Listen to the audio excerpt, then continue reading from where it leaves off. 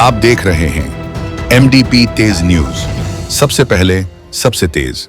नमस्कार, आप देख रहे हैं एमडीपी तेज न्यूज। लोक परंपरा को लोक धुनों में गा गा कर सुनाती हूँ, मन के भावोच्छ्वास को गीतों में गुनगुनाती हूँ। लोक स्वरों को संपूर्ण समर्पित मैं शारदा सिन्हा कहलाती हूँ। छठ को बिहार का महापर्व माना जाता है। छठ अब बिहार के साथ साथ देश के अन्य राज्यों और विदेशों में भी मनाया जाता है। बिहार में लोक आस्था का महापर्व छठ पूजा को लेकर लोगों की अगर बात करें तो बहुत पहले से ही इसकी तैयारी शुरू हो जाती है। अब जानते हैं कि ये छठ पर्व जो है आखिर क्यों, कैसे और कहां से शुरुआत हुई। आइए जानते हैं। बिहार के इस जिले से छठ महापर्व की शुरुआत होती है, जिन्हें मुंगेर कहा जाता है। बिहार के मुंगेर जिला से छठ पर्व की शुरुआत हुई थी। धार्मिक मान्यता के अनुसार माता सीता ने सबसे पहला छठ पूजन मुंगेर के गंगा तट पर किया था, जिसके बाद बिहार में महापर्व छठ की शुरुआत हुई थी।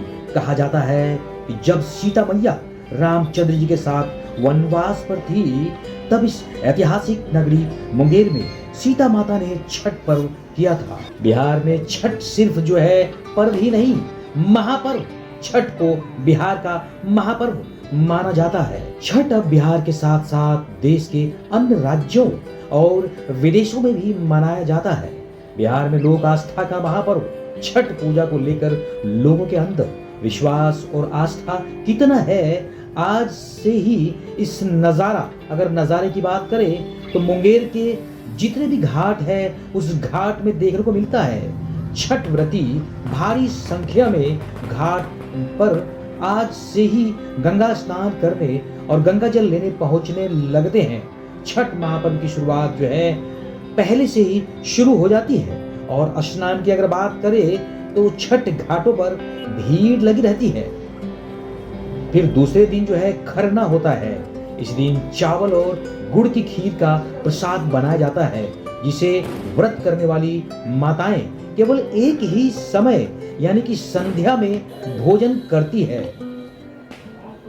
काफी दूर दूर से आते हैं यहाँ लोग इस घाट पर। मुंगेर के घाटों पर काफी दूर दूर से अन्य जिला के लोग भी आ जाते हैं। लखीसराय, खगड़िया, जमुई, शेखपुरा से छठ व्रती गंगा स्नान करने पहुंचते हैं। मुंगेर की अगर बात करें तो सबसे ज्यादा प्रमुख है गंगा घाट, कस्टरनी घाट, बबुआ घाट, सोजी घाट पर भारी संख्या में छठ व्रती स्नान करने पहुंचते हैं। जिला प्रशासन की बात करें तो सबसे ज्यादा इस घाटों में जो है बिल्कुल चारों तरफ जो है फौज भरे रहते हैं। इसी छठ को लेकर के शारदा सिन्हा ने न जाने कितने सारे संगीत दिया है। बिहार की लोक गायिका शारदा सिन्हा का मंगलवार देर रात दिल्ली एम्स में निधन हो गया। 72 वर्ष की आयु में उन्होंने अंतिम सांसें ली थी। छठ पर्व के मौके पर उनके निधन की अगर बात करें तो बिहार समेत पूरे देश में शोक की लहर दौड़ गई है। वह पिछले लंबे समय से बीमार चल रही थी। शारदा सिन्हा का जन्म की अगर बात करें तो बिहार के सुपौल जिले में 1 अक्टूबर 1952 को हुआ था।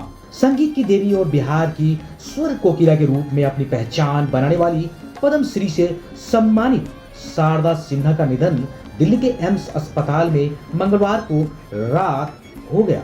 छठ गीतों को घर घर तक पहुंचाने वाली अगर कोई है तो वो शारदा सिन्हा ही है, जिन्हें संगीत की देवी से नवाजा जाता है और बिहार की स्वर कोकिला के रूप से भी जाना जाता है। 72 वर्षीय शारदा सिन्हा छठ महापर्व के पहले दिन नहाय खाए पर ही छठी मैया की गोद में निर्वाण को प्राप्त हो गई। वे 11 दिनों से एम्स में भर्ती थी। क्या बात है। कहते हैं ये सब संजोग की बात होती है। जिन्होंने छठ महापर्व को लोगों के बीच ज्यादा से ज्यादा संगीत के माध्यम से जागृत किया, उन्हें छठ मैया छठ के दिन ही अपने पास बुला लेती है।